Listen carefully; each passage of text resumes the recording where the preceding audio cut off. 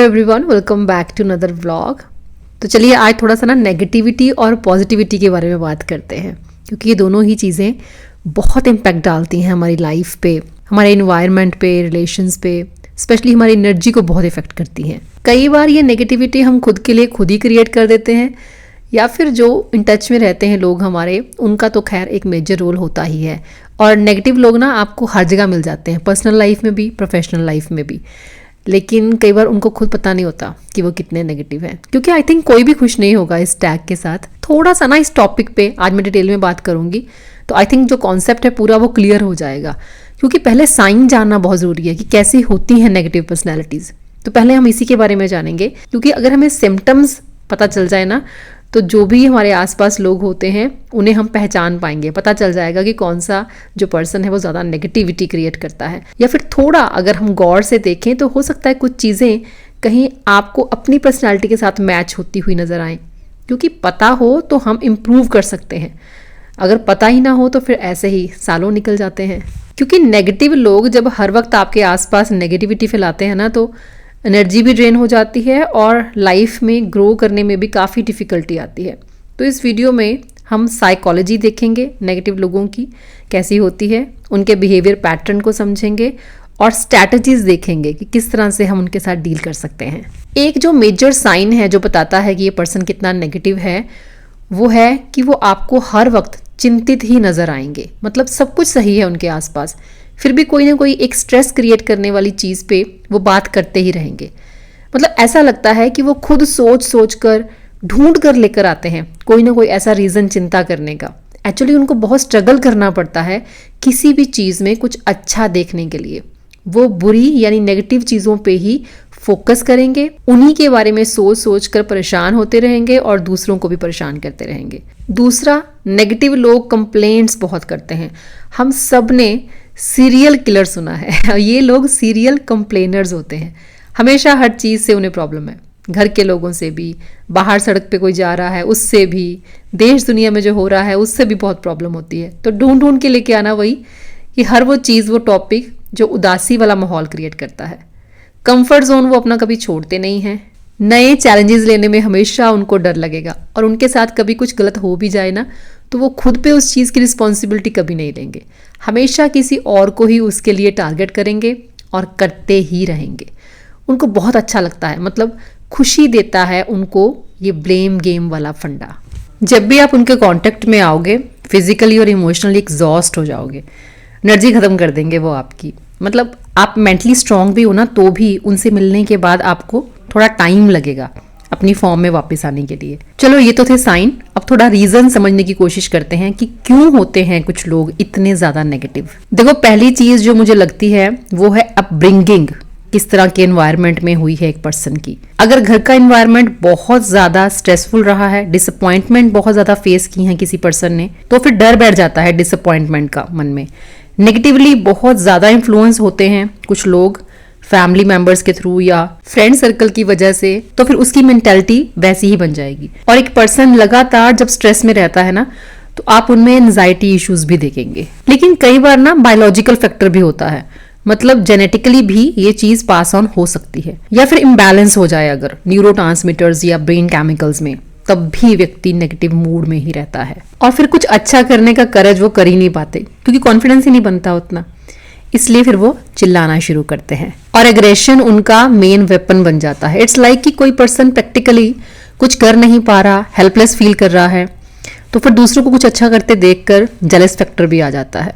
फिर बस औरों को क्रिटिसाइज करना, कंट्रोल करने की कोशिश करने के लिए टॉन्टबाजी करना, किसी का मजाक बनाना, या फिर पास्ट की बातें करके ब्लेम लगाना और अग्रेसिवली एक्ट करके इन्वायरमेंट खराब करना।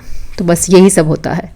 अब जैसा कि मैंने कहा कि ये लोग आपकी पर्सनल लाइफ में भी, प्रोफेशनल लाइफ में भी होते हैं, लेकिन उन्हें डील करने के लिए आपको पेशेंस रखनी पड़ेगी। क्योंकि अगर वो आपको टारगेट करते हैं और आप टारगेट होके रिएक्ट करते हैं, तो इनडायरेक्ट वे में आप उनका मोटिव ही सॉल्व कर रहे हैं।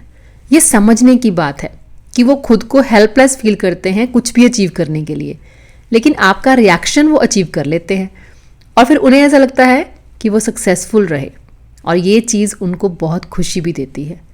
उनके पास खुश होने का एकमात्र रास्ता ही ये बचता है, दूसरों को अपसेट करना। देखो, इंडिविजुअली आप किसी के माइंडसेट को, किसी के बिहेवियर को कभी चेंज नहीं कर सकते, स्पेशली तब जब वो चेंज होना ही नहीं चाहते, मतलब इंटरेस्टेड ही ना हो।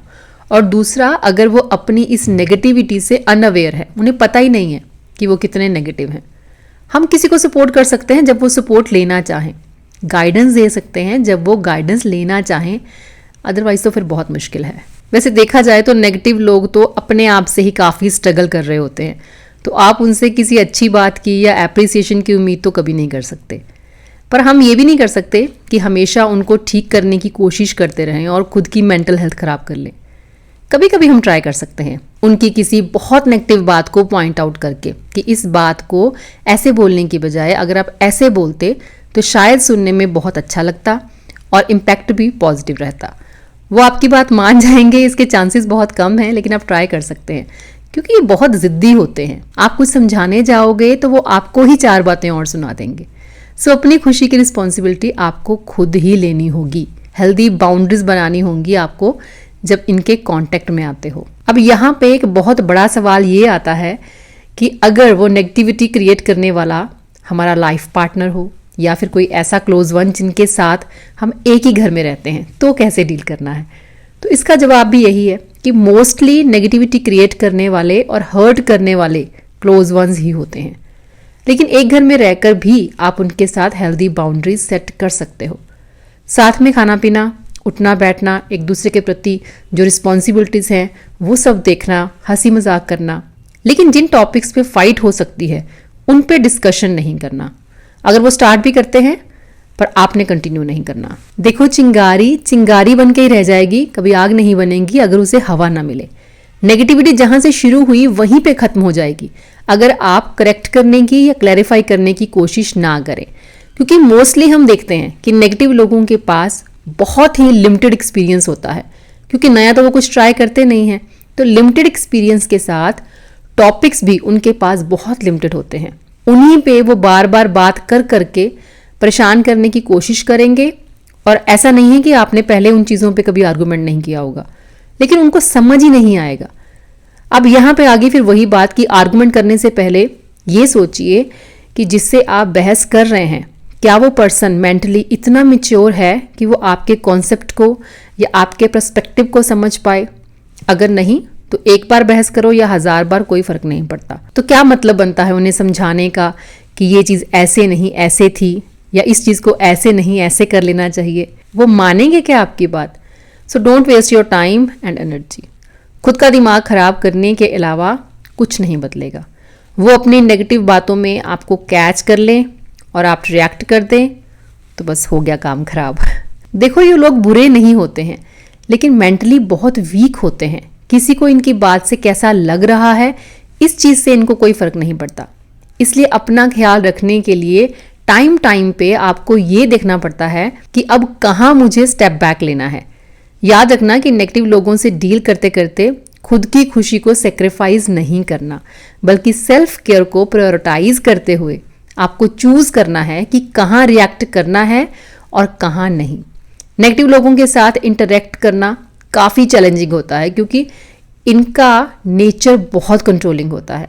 ये जो सोचते हैं बस इनके हिसाब से फिर वही ठीक है, उसी को सच मानते हैं। चलो, वो भी एक इशू नहीं है, लेकिन जब वो अब्यूजिव वर्ड्स, मतलब डिसरिस्पेक्ट करने के लिए जब वो गलत शब्दों का इस्तेमाल करते हैं तो ज़्यादा डिफिकल्ट हो जाता है डील करना। खत्म होती बात यही है कि जितना आप उनकी नेगेटिव बातों का जवाब दोगे, जितना आप उन्हें अटेंड करोगे, उतना ही उनका बिहेवियर और भी ज़्यादा वर्स्ट होता जाएगा। उन पे फोकस करने के अलावा आपके पास और भी बहुत सारी चीज़ें हैं करने के लिए। सेल्फ इम्प्रूवमेंट पे ही आप काम करना स्टार्ट करें तो शायद आपको वक्त ही ना मिले देखने और सुनने का कि कोई किस तरह से नेगेटिविटी स्प्रेड कर रहा है। कहते हैं ना कि जिन चीज़ों पे हम ज़्यादा फोकस करते हैं वो ज़्यादा बढ़ती फूलती हैं। तो चलो अपनी नॉलेज बढ़ाते हैं, बुक्स पढ़ के, अच्छे आर्टिकल्स पढ़ के, हरियाली को बढ़ाते हैं, ज़्यादा से ज़्यादा पौधे लगा के, कुकिंग स्किल इंक्रीज कर सकते हैं वैरायटी ऑफ फूड कुक करके, पीस ऑफ माइंड बढ़ता है ध्यान लगा के, सेहत बनाते हैं एक्सरसाइज करके। देखो, और भी बहुत कुछ है जो आप अपने लिए कर सकते हैं। हम सब कुछ ठीक कर सकते हैं, लेकिन अफसोस हम वो ठीक करने की कोशिश करते हैं जो ठीक करना हमारे कंट्रोल में ही नहीं। कभी मत कहो कि नेगेटिविटी के बीच में मैं पॉजिटिव कैसे रहूं, क्योंकि पॉजिटिव रहने के सिवाय आपके पास कोई दूसरी चॉइस नहीं है। बाकी नेगेटिव पॉजिटिव सब में होता है, किसी में कम, किसी में ज़्यादा। हम सब में से कोई भी प्योर और परफेक्ट नहीं होता, और अगर हम हर किसी को उनकी मिस्टेक्स की वजह से अवॉइड करते रहेंगे तो शायद हम इस दुनिया में अकेले रह जाएंगे। सो चलो जज कम करते हैं, प्यार ज़्यादा करते हैं। छोटी सी और बहुत प्यारी सी ज़िंदगी है, कुछ इग्नोर करके और कुछ एक्सेप्ट करके निकल जाएगी। बहुत आम सी चीज़ों को तवज्जो देकर हम यूं ही खास बना देते हैं। बहुत आम सी चीज़ों को तवज्जो देकर हम यूं ही खास बना देते हैं। दिल पर लेकर सारी बातें क्यों अपने को तो कभी अपनों को सज़ा देते हैं। तो बस जहाँ उनकी मदद हो सके वहाँ मदद कीजिए, जहाँ मुश्किल लगे वहाँ साइड होकर खुद पे फोकस कीजिए। मैं मिलूंगी आपसे नेक्स्ट वीडियो में। Till then bye bye, take care and stay healthy.